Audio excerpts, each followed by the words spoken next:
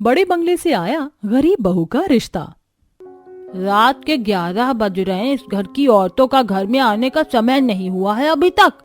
हाँ दादी, अब तो जोरों की भूख लगी है। एक काम करता हूँ, मैं ही सब्जी पराठा बनाकर लाता हूँ। अरे रुक बेटा, मैं तेरी मदद कर देता हूँ।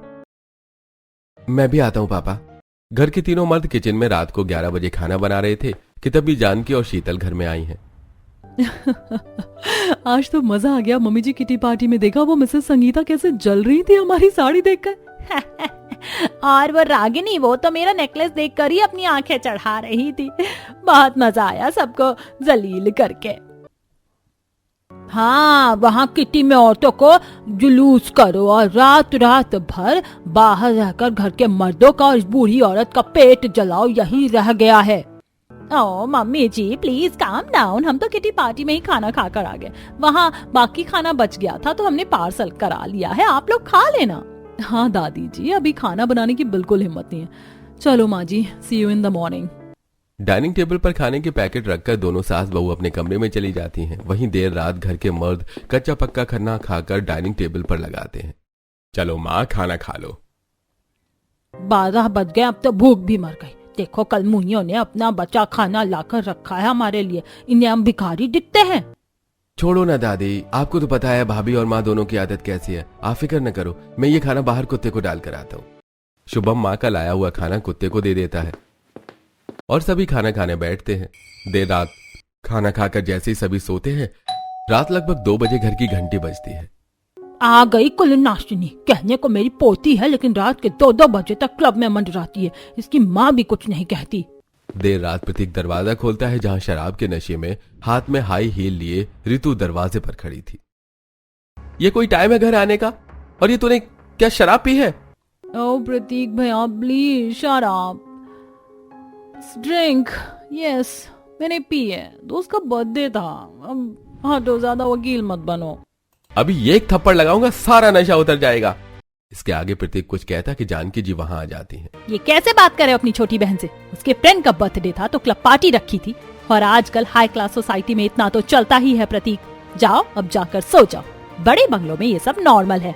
माँ की बात से प्रतीक चिढ़कर कमरे में चला जाता है और नशे की हालत में ऋतु वहीं गिर जाती है। फिर जानकी और शीतल ऋतु को कमरे में सुलाती हैं। ये हैं बड़े बंगले की बहुएं, बेटियां, जिन्हें बड़े बंगले में रहने और पैसे का रौब है। जब मन आया घर का काम किया, जब मन हुआ अलमारी से पैसे निकाले, पर्स लिया और घूमने खाने और शॉपिंग करने निकल पड़ी। देर रात आई घर की औरतें अगली सुबह 10 बजे आराम से सोकर उठती हैं। वहीं बड़े बंगले में सुबह से ही नौकरों की चहल पहल थी। वो बंगले की साफ सफाई में लगे हुए थे, लेकिन रसोई खाली। भाभी, चाय नाश्ता कुछ बना, मेरा ऑफिस है, देर हो जाएगी। अरे ओ जानकी देवी जी, बन गई चाय या नहीं? इतनी घाई रहती है तो सुबह उठकर खुद बना लिया करो, मुझे क्यों तंग करते हो? जा रही हूँ बनाने। इतना कहकर जानकी जी रसोई में जाती हैं और चाय बनाती हैं। वहीं शीतल रसोई में जाकर फ्रिज से जैम निकालकर ब्रेड पर लगा देती है और दोनों चाय और ब्रेड जैम टेबल पर रख देती है। ये कोई नाश्ता है क्या? 10 बज रहे हैं, ऑफिस के लिए ऑलरेडी हम लेट हैं। ये रोज रोज किचन में गैस के सामने मुझसे खड़ा नहीं रहा जाता, और इतनी जल्दी जो बनता है सो बना दिया मैंने। मुझसे गैस के सामने ज्यादा देर खड़ा नहीं रहा जाता, तो आप चाय पीकर ही आज ऑफिस चले जाओ। और टिफिन? वो तो बना ही नहीं, सॉरी, और अभी मूड नहीं है। तुम्हें पता है कि हम बाहर का खाना नहीं खाते और दूसरों के हाथ का बनाया खाना हमें पसंद नहीं, इसलिए घर में कुक भी नहीं रखा। घर में हर काम के लिए नौकर है, सिर्फ खाना ही तो बनाना है। नौकर तो तैयारियां भी करके दे देते हैं, फिर भी तुमसे नहीं होता। हम बड़े घर की हाई क्लास सोसाइटी की औरतें हैं, अब किचन में नौकरानी की तरह काम करिए, अच्छा लगता है क्या? फिर भी गनीमत है कि जब हमारा मन करे तो हम खाना बना ही देते हैं। इतना कहकर जानकी जी अपनी चाय के कप से चुस्की लेने लगती हैं और घर के तीनों मर्द चाय और ब्रेड जैम खाकर ही ऑफिस चले जाते हैं। वे बाहर नहीं खाने जाते, जिस कारण उन्हें दिन में जूस पीकर ही पूरा दिन काटना पड़ता है। और रात में फिर से वही कहानी, औरतें बाहर किटी और क्लब में और घर के मर्द देर रात किचन में। इन सब के कारण जीवन जी की तबीयत अब खराब रहने लगी थी और कुलवंती जी तो पहले से ही बीमार थी। जानकी और शीतल न उन्हें टाइम से दवा देती न खाना, जिससे अब उनका बिस्तर से उठना बड़ा भारी हो जाता था। ऐसे दिन बीत रहे थे और एक दिन, अजी देखिए तो ये फोटो, कितनी मॉडर्न लड़की है ना। मेरी फ्रेंड ने अपनी बेटी के लिए शुभम को पसंद किया है। मुझे तो तानिया बहुत पसंद है। अगर ये हमारी बहू बन जाए तो सास बहू जेठानी और ननद सबकी खूब जमेगी और लोगों के घरों में होने वाला कलेश भी खत्म हो जाएगा। सबसे बड़ी कलह तो तू है बहू, घर का सारा कलह तेरी वजह से है। अपनी फ्रेंड को मना कर दो, शुभम की शादी हम तानिया से नहीं करेंगे। तुमसे क्या करना, मेरे शुभम से पूछूंगी मैं। वहीं शाम में जब शुभम घर आता है, भैया देखो, माँ ने आपके लिए लड़की पसंद की है, कैसी है, हमारे घर में अच्छे से एडजस्ट हो जाएगी, भाभी और मुझसे भी खूब जमती है तानिया की। इतना सुनकर ही शुभम समझ जाता है कि माँ ने वैसी ही लड़की पसंद की होगी जो काफी मॉडर्न हो और घर न संभाल सके। शुभम लड़की की फोटो देखे बिना ही मना कर देता है, जिसके बाद अब जानकी जी शुभम की शादी के पीछे पड़ जाती हैं और अब आए दिन वो शुभम को मॉडर्न लड़की की फोटो दिखाती रहती हैं। एक दिन, बेटा जीवन, मुझे लगता है अब हमें शुभम की शादी कर देनी चाहिए। अब शुभम की शादी की उम्र भी हो गई है। हाँ माँ जी, मैं तो कब से कह रही हूँ शुभम को, वही शादी के लिए तैयार नहीं है। हमें घर संभालने वाली बहू चाहिए, घर नाश करने वाली नहीं। बेटा मैं तो कहती हूँ कि इस बार हम गरीब घर की लड़की लाएंगे। हम खुद इतने अमीर हैं और अमीर घर की 2 बहुएं घर में आ चुकी हैं। देख ही रहा है, पैसों के आगे किसी को नहीं पूछती। गरीब घर की लड़की आएगी तो सबकी इज्जत करेगी और पैसे भी संजोना जाएगी, वरना अगर एक और अमीर घर की बहू आ गई तो घर बर्बाद हो जाएगा। हाँ माँ, मैं भी यही सोच रहा था। अगर शुभम को ऐतराज ना हो तो हम उसकी शादी किसी गरीब घर की लड़की से कराएं, जिसने परेशानियां झेली हो, ताकि वो हमारा बड़ा बंगला अच्छे से संभाल सके और सबको साथ लेकर चल सके। जिसके बाद जीवन भी शुभम से इस बारे में बात करते हैं और शुभम को भी उनकी बात से कोई ऐतराज नहीं होता और वो शुभम के लिए अब गांव की एक अच्छी और सिंपल संस्कारी लड़की की तलाश करना शुरू करते हैं। ऐसे ही एक बार जीवन भी शुभम और प्रतीक के साथ अपनी नई फैक्ट्री के काम के सिलसिले में शहर से दूर एक गाँव में जाते हैं। पापा, बहुत तेज से प्यास लगी है। मुझे भी, यहाँ तो गर्मी भी बहुत है और बोतल का पानी खत्म, दूर दूर तक कुछ दिख भी नहीं रहा है। वो सामने देखो, एक कुएं पर लड़की पानी भर रही है, हम उससे पानी मांग लेते हैं। जिसके बाद तीनों सामने कुएं पर जाते हैं और गांव की एक लड़की नीता जो कुएं से पानी भर रही थी उससे पानी मांगते हैं। नीता तीनों को पानी पिला देती है और बोतल भी भरकर दे देती है। थैंक यू बेटी, पानी के लिए। मोस्ट वेलकम काका जी। फिर तीनों वहां से चले जाते हैं। जीवन जी तकरीबन 2 हफ्ते उस गांव में रहते हैं। नीता का घर फैक्ट्री के पास ही था, जिस कारण सुबह शाम उन्हें नीता वहां दिख जाया करती थी। शुभम, प्रतीक और जीवन जी देखते हैं कि गांव में कोई सुविधा न होने के बाद एक गरीब लड़की कैसे अपना घर संभाल रही है। नीता चूल्हे के धुएं में खाना बनाती और बूढ़े माँ बाप की सेवा करती, कुएं से पानी लाती, उनके कपड़े धोती, घर को लीपती पोतती, हर काम करती। नीता का यही हार्ड वर्क शुभम, उसके पापा और भैया को पसंद आता है। वहीं 2 हफ्ते में शुभम की नीता से दोस्ती भी हो जाती है। एक दिन, बेटा शुभम, यहाँ 2 हफ्ते रहकर मुझे एक लड़की पसंद आई है, अगर तुझे ऐतराज ना हो तो शादी की बात करूं। पापा, मुझे भी एक लड़की पसंद आई है। अरे मैंने भी शुभम के लिए एक लड़की देखी है। कहीं हम तीनों नीता की बात तो नहीं कर रहे? हाँ, मैं उसी की बात कर रहा हूं। मैं भी, अगर तुझे ऐतराज ना हो तो हम नीता और तेरी शादी की बात करें। मुझे भी कोई ऐतराज नहीं है भैया। फैक्ट्री का काम होते ही तीनों लौटकर घर आते हैं और अपने बड़े बंगले में गरीब बहू लाने की बात सबसे बताते हैं। ओह माय गॉड, अब भैया एक गांव की गवार से शादी करेंगे? नेवर, मैं एक गांव की गरीब लड़की को अपने बड़े बंगले की बहू कभी नहीं बनाऊंगी। इससे मेरा और हमारे बंगले का रेपुटेशन कंक्रीट में मिल जाएगा। माँ जी, वो मिट्टी होता है। बहू, यहाँ तो कंक्रीट ही मिलेगी, मिट्टी तो मिलेगी नहीं, इसीलिए कंक्रीट बोला मैंने। और भावनाओं पर जा, शब्दों को मत पकड़। बड़े बंगले की तीनों औरतें बड़े बंगले में गरीब बहू लाने के बिल्कुल खिलाफ थी। बेटा, मैं शुभम के फैसले से बहुत खुश हूँ और जिसे भी इस बड़े बंगले में गरीब बहू के आने से कोई ऐतराज हो तो तिजोरी की चाबी यहाँ रखे और अपने मायके चली जाए। दादी की यह बात सुनकर जानकी और शीतल दोनों की बोलती बंद हो जाती है। जिसके बाद बड़े बंगले के जीवन जी अपने परिवार के साथ गरीब घर की बहू का रिश्ता लेकर जाते हैं। वहीं यह देखकर गांव के लोग और नीता के माता पिता सभी हैरान थे कि इतने बड़े बंगले का रिश्ता हमारी गरीब बेटी के लिए आया है। पड़ोसी तरह तरह की बातें करने लगते हैं। मुझे तो लगता है इस नीता ने शुभम पर कोई काला जादू किया है, तभी तो इतने बड़े बंगले का रिश्ता इस गरीब को अपनी बहू बनाने के लिए आया है। ये तो कोई चमत्कार से कम नहीं है कि एक बड़े बंगले के बेटे का रिश्ता गरीब बहू के लिए आए। सभी तरह तरह की बातें कर रहे थे। वहीं नीता का घर देखकर तीनों औरतों का मुंह बना था। This place is so dirty. पापा, हम इतनी गंदी जगह की बहू को अपने घर लेकर जाएंगे? इनके घर में तो बैठने के लिए एक चेयर तक नहीं है। इनका घर देखकर ही मुझे उल्टी आ रही है। कितने गरीब हैं ये लोग। खाना कैसे अनहाइजीनिक तरीके से बनाते हैं चूल्हे पर। आप लोग क्या देख रहे हैं? इस गरीब बहू के लिए बड़े बंगले के बेटे का रिश्ता लाए हो? वही बहू जो तुम दोनों, तुम्हारी बेटी में नहीं है संस्कार। इतना सुनते ही तीनों का मुंह बंद हो जाता है, जिसके बाद जीवन जी और कुलवंती जी नीता के माता पिता से रिश्ते की बात करते हैं।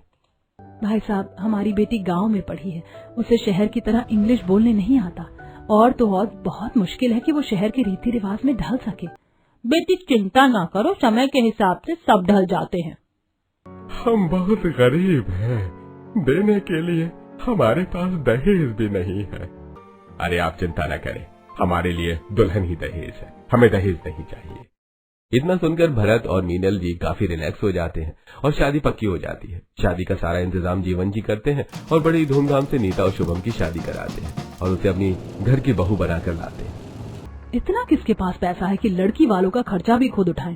पता नहीं क्या दिख गया इस गांव की गरीब गंवार बहू में जो पापा जी इसे बड़े बंगले में ले आ रहे हैं। तीनों चिड़ी हुई थी। वहीं नीता विदा होकर ससुराल आती है। जानकी बिना मन के नीता की आरती उतारती और उसका गृह प्रवेश करवाती है। चलो आपको आपका कमरा दिखा देती हूँ, बड़े बंगले का आलीशान कमरा। नीता चारों तरफ नजर दौड़ाकर अपना बड़ा बंगला देख रही थी। बड़ी बड़ी खिड़कियां, दरवाजे, ढेर सारे कमरे और आलीशान फर्नीचर, ऊपर से शादी के कारण बंगले की सजावट। नीता को अब महलों की रानी जैसा फील आ रहा था।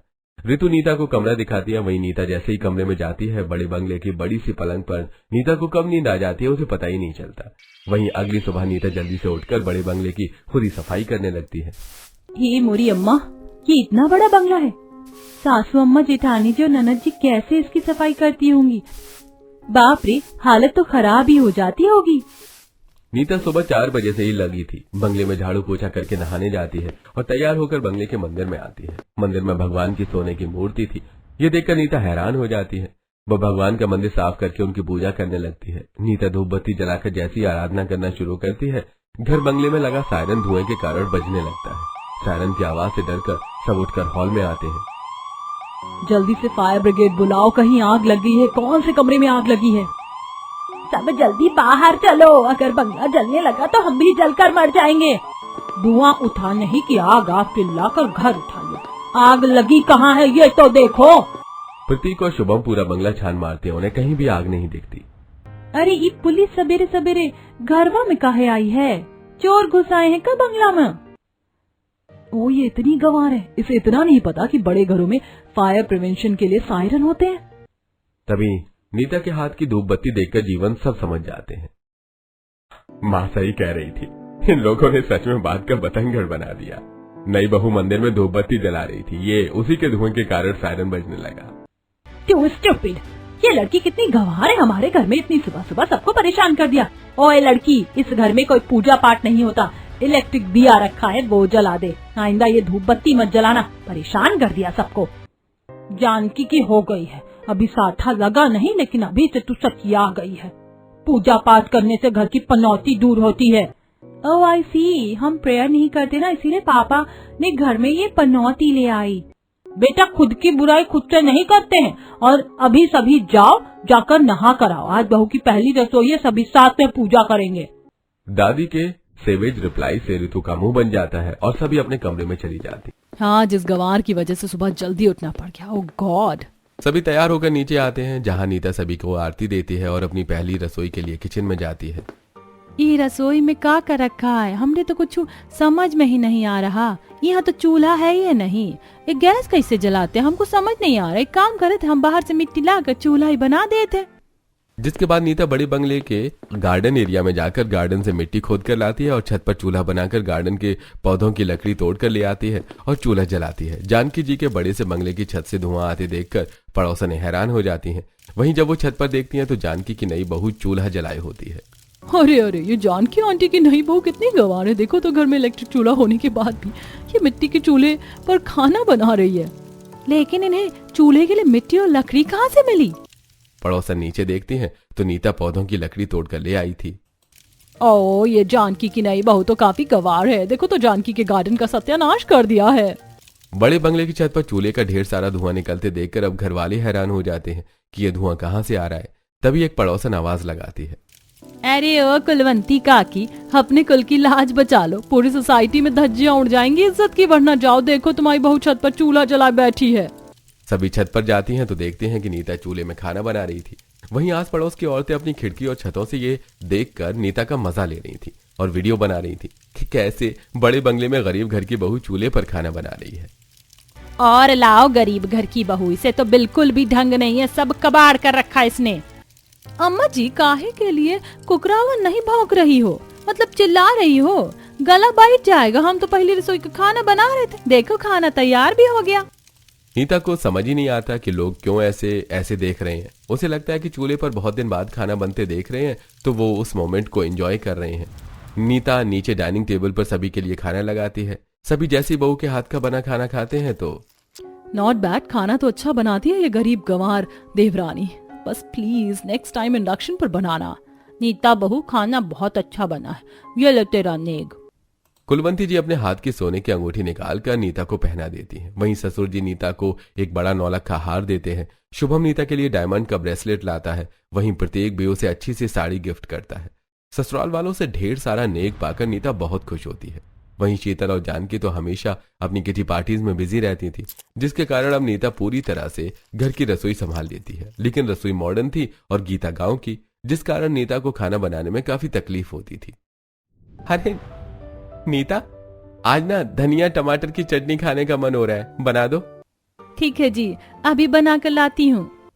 नीता रसोई में जाती है और सिलबट्टा ढूंढने लगती है। नीता को सिलबट्टा कहीं नहीं मिलता तो वो स्टोर रूम में जाकर पुराना सिलबट्टा निकाल कर लाती है और उस पर चटनी पीसती है। सिलबट्टे की रगड़ से बार बार टाइल्स से आवाज आ रही थी। वहीं कमरे में बैठी जानकी जी रसोई में जाती है तो देखकर हैरान हो जाती है। ये क्या गवारों वाली हरकत है बहू। अम्मा जी, उस शुभम जी को चटनी खाने का मन था तो हम उनके लिए चटपटी चटनी बना रहे थे। हमारे घर में मिक्सी है, इतनी मेहनत करने की जरूरत नहीं है। बस सामान को मिक्सर की बाटी में डालो और बटन ऑन कर दो, 30 सेकंड में चटनी तैयार हो जाएगी। अब ये सिलबट्टा हटा यहाँ से। अब पीस रही हूँ तो पीस ही लेती हूँ। नीता सिलबट्टे पर पिसी चटनी शुभम को देती है, जो कि उसे काफी पसंद आती है। नीता खाना अच्छा बनाती थी, जिसके कारण अब शीतल और घर की बाकी औरतों को किचन में जाने से राहत थी और वो नीता को कुछ नहीं कहती थी। लेकिन नीता की गवार हरकतें उन्हें बिल्कुल भी पसंद नहीं थी, जिसके कारण उन्हें शर्मिंदा होना पड़ता था। वहीं एक दिन इस घर में सभी बाजार की सब्जी लाकर फ्रिज में रख देते हैं और बासी करके खाते हैं, इसीलिए तो खाने से स्वाद गायब रहता है। क्यों ना हम इस बड़े से बंगले में सब्जी के पौधे लगाकर थोड़ी बहुत खेती कर लें, वैसे भी यहाँ पौधे कम है। जिसके बाद नीता बड़े बंगले की बड़ी खिड़कियों पर सब्जी के पौधे रख देती है और जब मन होता है पौधे से सब्जी तोड़कर खाना बना लेती है। लेकिन इस हरकत से बंगले की पूरी शोभा खराब हो जाती है। व्हाट नॉनसेंस, ये भाभी कितनी गंवार है। खिड़की पर और घर के बाहर इन्होंने ये हरी घास फूस वाली सब्जी उगा रखी है। देखो तो सभी पड़ोसने कैसी हंस रही हैं। अरे ओ जानकी, सब्जी की तंगी आ गई है तो मेरे घर से ले जाओ। ये क्या बंगले में सब्जियों की खेती कर रही हो? देख लो अम्मा जी, कैसी आपकी ये गांव की गंवार हमारे बड़े बंगले की शोभा घटा रही है। अब जैसी भी है हमारे घर की बहू है, ऐसा मत कह उसे, मैं बात करती हूँ। नीता बहू ऐसी हरकत नहीं करते। दादी जी, अब बाजार में सब्जी बहुत महंगी है तो हम सोचे क्यों ना बंगले में ही खेती कर ली जाए, वैसे भी बहुत जगह है। इस बात पर कुलवंती भी अपना माथा पीट लेती हैं। वहीं नीता भले ही गांव की थी, वो अपनी जेठानी सास नंद सबके पैर दबाती और सबकी खूब सेवा करती, जिससे अब जेठानी का दिल भी अपनी गरीब देवरानी के लिए पिघलने लगा था। एक दिन जेठानी की सहेलियां घर आती हैं। अरे यार, तेरा घर पहले कितना अच्छा लगता था, अब ये क्या हो गया है? बंगले में कौन तार डालकर कपड़े फैलाता है? शीतल भी नीता की ये करतूत देखकर हैरान थी। वहीं शीतल की सहेलियां तारा और कुसुम शीतल पर हंसने लगती हैं। शीतल, ये क्या है? इतना बड़ा बंगला और कितना सुंदर घर है तेरा, और यहाँ तो रस्सी डालकर कपड़े सुखा रही है। आई थिंक हम गलत टाइम पर तेरे घर आए, हम जाते हैं, कभी और इन्फॉर्म करके आएंगे। वैसे भी हम पड़ोस में ही तो रहते हैं, कौन से दूर रहते हैं। जिसके बाद तारा और कुसुम दोनों घर से चली जाती हैं। वहीं नीता की इस हरकत से शीतल का दिमाग खराब हो जाता है। नीता, ये क्या है? घर के पीछे कपड़े सुखाने के लिए अलग से जगह है, फिर भी तुमने घर में रस्सी क्यों बांध रखी है? अरे दीदी, वो क्या है ना, बाहर धूप तेज है, तेज धूप में कपड़ों के रंग उड़ जाते हैं, इसीलिए हम घर में ही रस्सी डालकर कपड़े सुखा रहे हैं। देखो कितना बढ़िया से एसी की हवा में कपड़ा सूख रहा है। तुम बहुत ही ज्यादा गंवार हो। शीतल अपने ससुराल में आए दिन कोई ना कोई ऐसी हरकत करती कि अब सास जेठानी नंद के साथ जीवन, शुभम और दादी जी को भी शर्मिंदा होना पड़ता। कभी पड़ोसने बहू की वजह से बड़े बंगले के ससुराल वालों की खिल्ली उड़ाती, तो कभी सास की सहेलियों के सामने सास को बेइज्जती महसूस करनी पड़ती। एक दिन जब शीतल और जानकी जी बाजार जा रहे थे। अम्मा जी, हम भी बाजार चले का? हमको लिपस्टिक लेनी है। ठीक है, लेकिन कोई गंवारों वाली हरकत मत करना। ठीक है अम्मा जी, हम तैयार होकर आवत हैं। नीता अपने कमरे में जाती है और चटक लाल लिपस्टिक लगा लेती है और साड़ी को उसने 2 इंच ऊपर पहन रखा था। बालों का जोड़ा बनाकर गजरा लगा लेती है। हम तैयार हो गए हैं, चलो अब चलते हैं। ये क्या गवारपन है, इतनी ऊपर साड़ी तो भीख मांगने वाली भी नहीं पहनती, और ये क्या लिपस्टिक और सिंदूर लगा लिया है, इसका कोई मैच ही नहीं है। माँ जी, मैं इस गंवार के साथ तो मार्केट नहीं जाऊंगी। मेरा तो मूड खराब हो गया इसकी ये हरकत से। अब हम बाजार जाएंगे ही नहीं। देख लीजिए जी, आपकी लाई गांव की संस्कारी बहू, सिर्फ इसके संस्कार ही अच्छे, बाकी सब देहाती। क्या करूं इसका, तुम ही बताओ।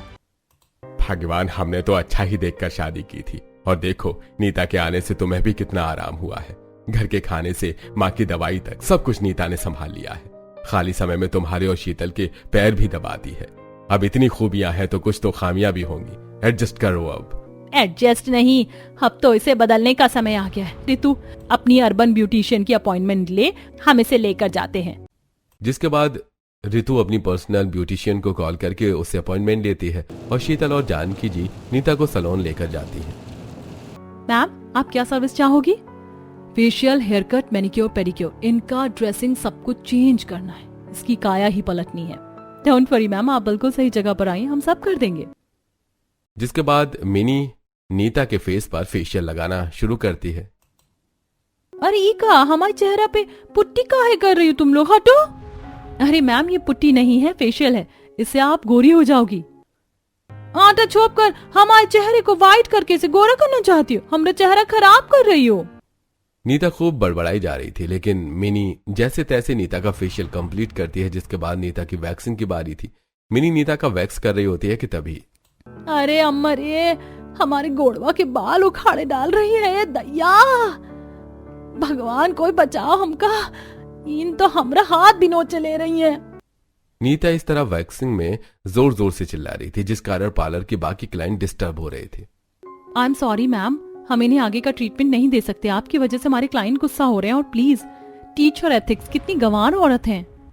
इस तरह सैलून वाली नीता के साथ जानकी और शीतल को भी सैलून से बाहर निकालकर उनके मुंह पर दरवाजा बंद कर देती हैं। दोनों को बहुत इंसल्ट होता है। रहना तो इसके साथ ही है, वरना ये हमारे बड़े बंगले की शोभा और हमारी इज्जत दोनों की धज्जियां उड़ा देगी। बहू हार नहीं मानी। इस गवार ने इतनी इंसल्ट कराई है कि दिमाग खराब हो गया मेरा। चलो अब घर पर ही इसका ट्रीटमेंट करना होगा। शीतल मॉल जाकर नीता को अच्छे कपड़े दिलाती है और उसके लिए अच्छी हील्स लेती है। नीता, जाओ ये ड्रेस पहन कर आओ। नीता ड्रेस पहन कर आई थी। ये क्या है दीदी, ये तो पूरा खुला खुला है, हमको बिल्कुल अच्छा नहीं लग रहा है। इस घर में रहना है तो थोड़ा मॉडर्न तो होना ही होगा। भाभी, अब आप ये हील्स पहनिए और चलने की कोशिश कीजिए। नीता बड़ी मजबूरी में हील्स पहनकर घर के हॉल एरिया में चल रही होती है कि उसका पैर लड़खड़ा जाता है और वो हील्स में फंसकर गिर जाती है। नीता के पैर में मोच आ जाती है। हो गया बेड़ा गर्क, हे भगवान, इसे कैसे सिखाया जाए। हमारा पैर टूट गया हो अम्मा।